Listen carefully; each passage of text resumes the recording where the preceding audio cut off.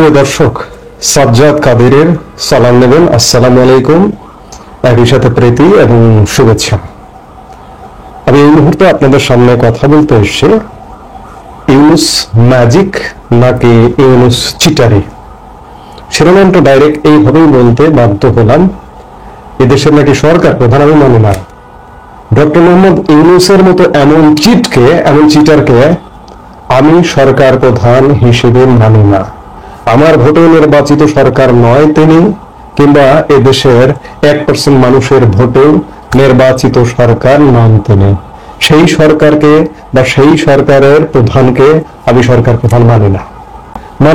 নানা কারণে, এমন নানা রকম বাংলাদেশের জনগণের সাথে চিট বাটপারি করে যাচ্ছে, যার কারণে আমি মানি না। গতকালকে আরেকটি চিটারি দেখলাম, যে গতকাল আইন উপদেষ্টা আসিফ নজরুল তার ফেসবুক পেজে একটা ফটো কার্ড শেয়ার করে লিখেছেন, শিরোনামে ফেসবুকে তিনি লিখেছেন ইউনুস ম্যাজিক। ফটোকার্ডটা মানব জমিন পত্রিকার ফটোকার্ডে লেখা আছে যে বাংলাদেশ থেকে 1 লাখ শ্রমিক নেবে জাপান।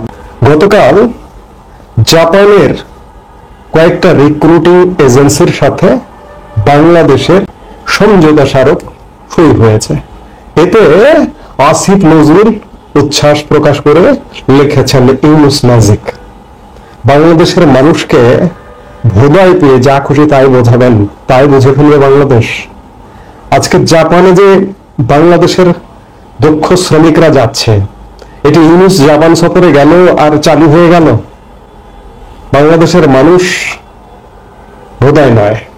বাংলাদেশের মানুষ একটু যদি ঘাটাঘাটি করে তাহলেই বুঝতে পারে যে 2017 সাল থেকে মূলত বাংলাদেশি ম্যান পাওয়ার জাপানে রপ্তানির পথ উন্মুক্ত হয়। নিশ্চয়ই বাংলাদেশি কূটনৈতিক তৎপরতায় এটি হয়, এবং এটি চূড়ান্তভাবে আরো চূড়ান্ত লাভ করে 2019 সালের 30 আগস্ট একটা চুক্তি সই হয়।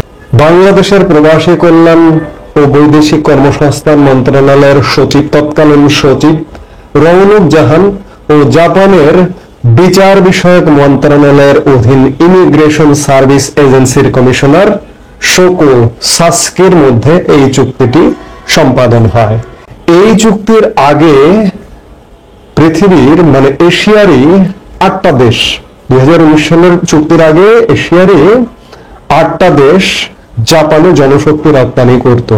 তখন রপ্তানি করত চীন, Indonesia, Nepal, Myanmar, Philippines, Mongolia, Thailand ও ভিয়েতনাম।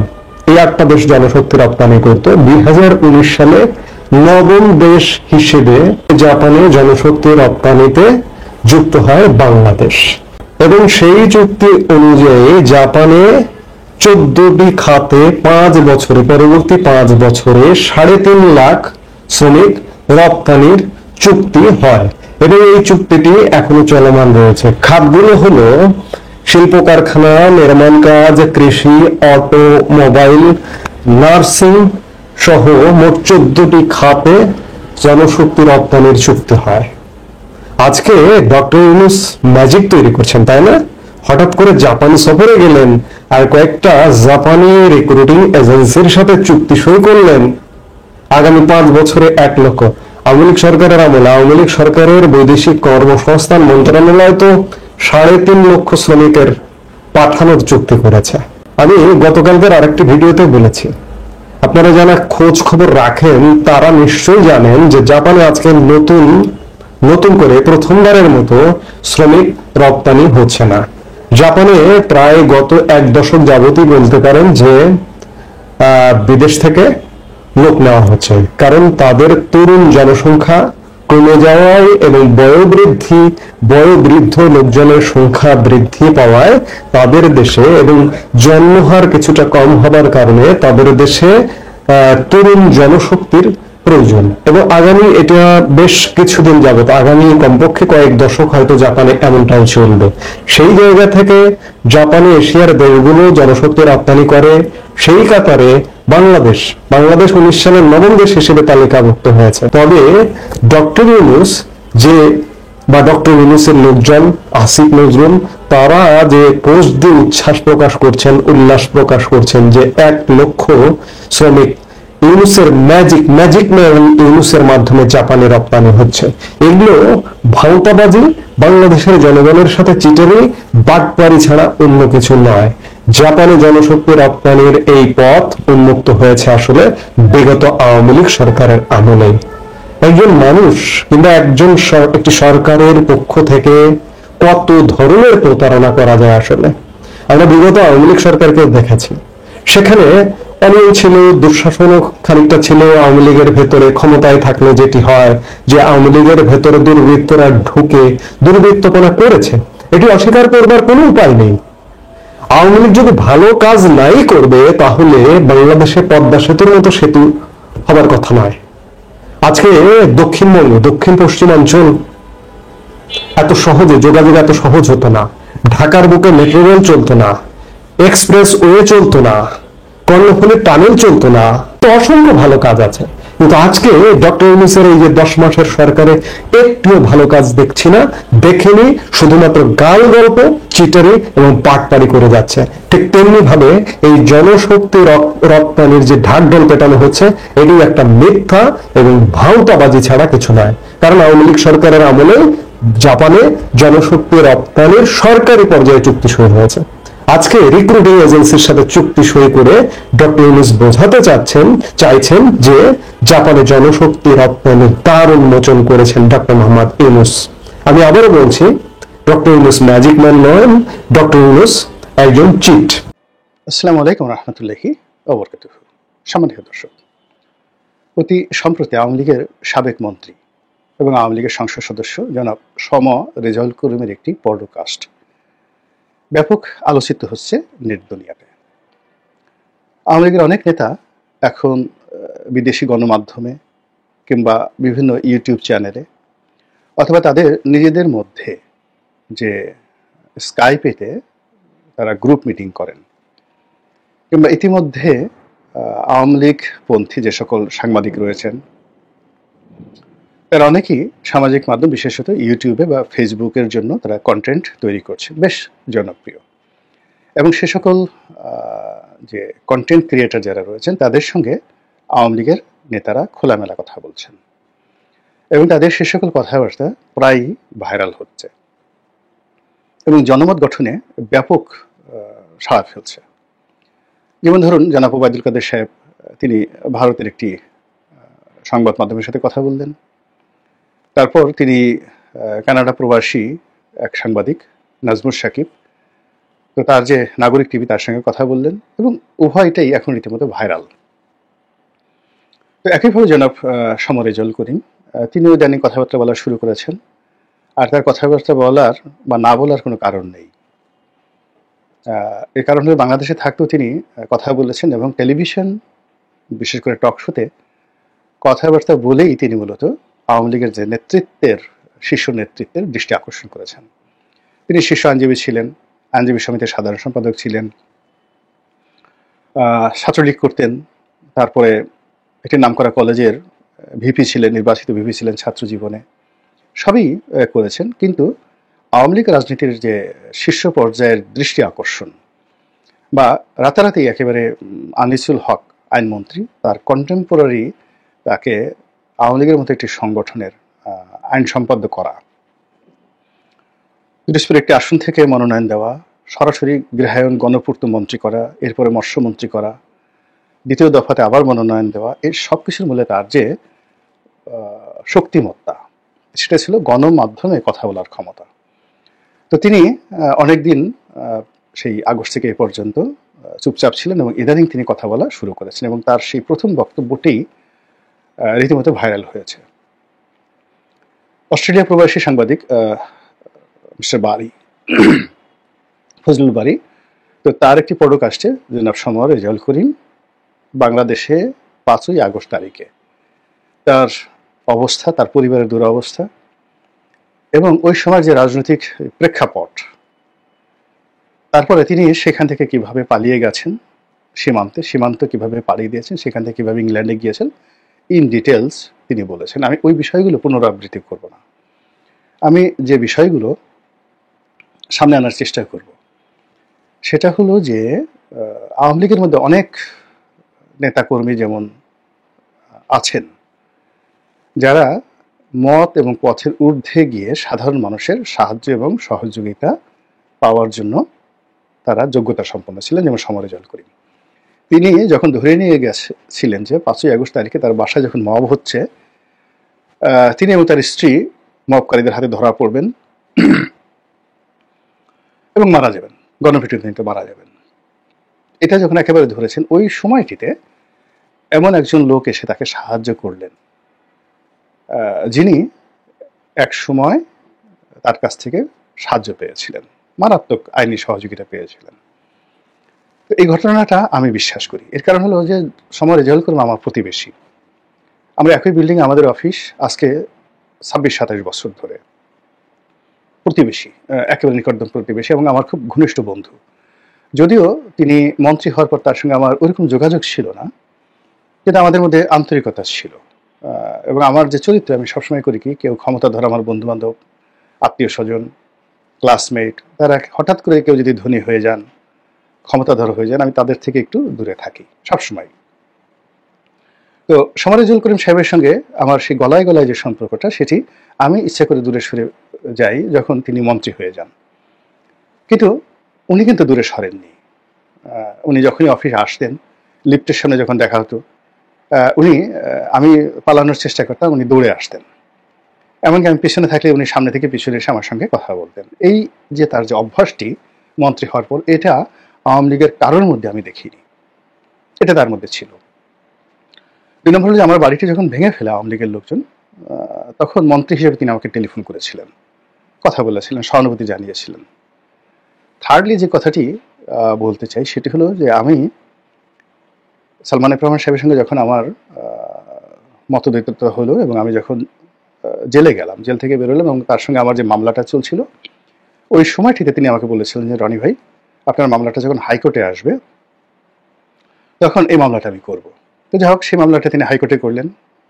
বোঝার চেষ্টা করেন যে তিনি আওয়ামী লীগের আইন সম্পাদক সালমান এফ রহমানের বিরুদ্ধে মামলা করছেন আমার পক্ষে, আমি তখন বিএনপিতে। তো সেই মামলায় তিনি লড়ছেন এবং মামলায় যখন আমি স্টে অর্ডার পেলাম, তখন আমি ফি বাবদ তাকে কিছু টাকা পাঠালাম। তো তিনি সেই প্যাকেটটা খুললেনও না এবং আমাকে টেলিফোন করলেন যে রনি ভাই, আমাকে লজ্জা দিচ্ছেন কেন, বন্ধু মানুষ, আমি বিনা পয়সায় টাকা মামলাটা করব। এবং সেই মামলাটা যতবার হাইকোর্টের শুনানি হয়েছে, আমি একটা পয়সা দিতে পারিনি। এমনকি সেই মামলার যে নকলের কপিটা, সেই কপিটাও তিনি উঠিয়ে তার লোক দিয়ে আমার অফিসে পাঠিয়ে দিয়েছেন। এখন ওনার সঙ্গে যদি আমার যোগাযোগ ছিল না শেষের দিকে, আমার একটা ধারণা ছিল যে তিনি বুদ্ধিমান মানুষ, তিনি হয়তো সেই জুলাই মাসের মাঝামাঝি হয়তো দেশের বাইরে চলে গেছেন।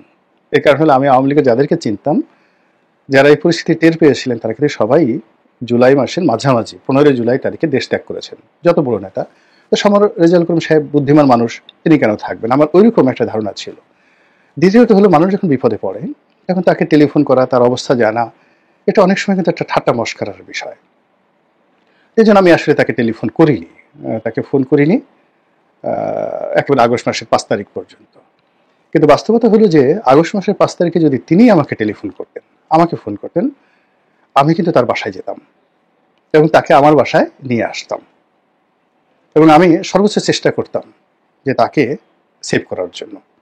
এটা হলো বাস্তবতা। তো এরকম আওয়ামী লীগের অনেক নেতাকর্মী যে এখনো আছেন, যারা আওয়ামী লীগের বাইরে গিয়ে বিএনপি অথবা সাধারণ জনগণ কিংবা অনেকের সমীহের পাত্র, এটি সমর রেজাউল করিমের এই বক্তব্যের মাধ্যমে আমি নিজের সাক্ষ্য দিলাম। যারা সেই ওবায়দুল কাদেরের বক্তব্য নিয়ে ট্রল করছেন, তারা শুধুমাত্র ওবায়দুল কাদেরের খারাপ দিকগুলো দেখেছেন, কিন্তু ওবায়দুল কাদেরের যে ভালো ভালো অনেকগুলো দিক আছে, তার যে অনেক নেতা আছে, কর্মী আছে, সহানুদ্দায় আছে, ওটা কেউ দেখেনি। একইভাবে শেখ হাসিনাকে সবাই ফ্যাসিস্ট, ডাইনি, যা ইচ্ছে তাই বলছেন, কিন্তু বহু মানুষের সঙ্গে তার যে আত্মার সম্পর্ক, বহু মানুষ যে গড়াগড়ি করে তার জন্য কেঁদেছে এবং কাঁদছে, এই দৃশ্য এখনো পর্যন্ত বাংলাদেশে দ্বিতীয় কোনো রাজনৈতিক ব্যক্তিত্বকে দেখানো যাবে না। যাই হোক, তো রেজাউল করিম সাহেব এইভাবে সাহায্য পেলেন, সহযোগিতা পেলেন। দ্বিতীয় আরেকটা বিষয় হলো, তাকে যারা মবের হাতে তুলে দিয়েছে দ্বিতীয় দফাতে, তিনি তার সাক্ষাৎকারে বলেছেন যে সংসদ ভবন থেকে ওইরকম যারা উপকার করেছিল, এরকম এক উপকারীর কারণে তিনি প্রাণের রক্ষা পেয়ে বসুন্ধরার একটা বাড়িতে আশ্রয় নিয়েছিলেন এবং সেই বাড়িতে তাকে যে ট্র্যাক করেছিল এবং তার কাছে 50 লাখ টাকা বা 10 কোটি টাকা সম্ভবত দাবি করেছিল, সে আর কেউ নয়,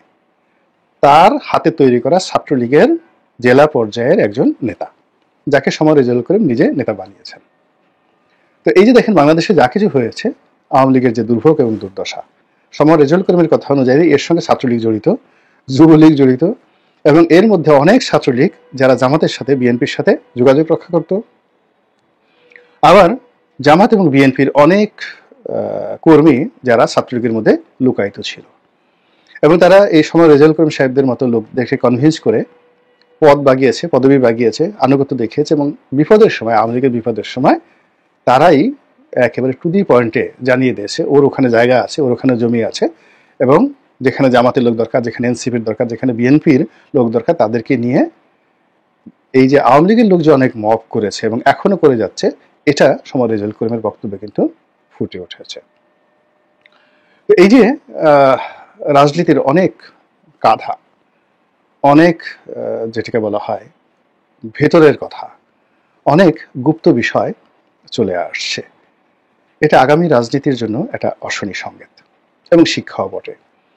2 নম্বর হলো যে দেখুন, সমর রেজাউল করিমের বক্তব্যে যেটা দেখলাম যে তিনি অনেক কষ্ট পেয়েছেন,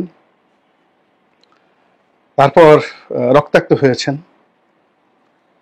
একেবারে ফেলানির লাশ যেভাবে কাঁটাতারে ঝুলেছিল সীমান্তে, তিনি ঠিক ওই রকম ঝুঁকি নিয়ে কাঁটাতারের যে বেড়া এটা অতিক্রম করেছেন, এবং কাঁটাতারের বেড়া অতিক্রম করার সময় তিনি রক্তাক্ত হয়েছেন, সারা শরীর তার রক্ত ঝরেছে, এবং তার আগে তিনি প্রায় 4-5 ঘন্টা একটা ময়লাযুক্ত, যেখানে মানুষ পায়খানা পেশাব করে, এইরকম একটা ডোবা, এই ডোবার মধ্যে তিনি 4 ঘন্টা তিনি সেখানে ডুবেছিলেন।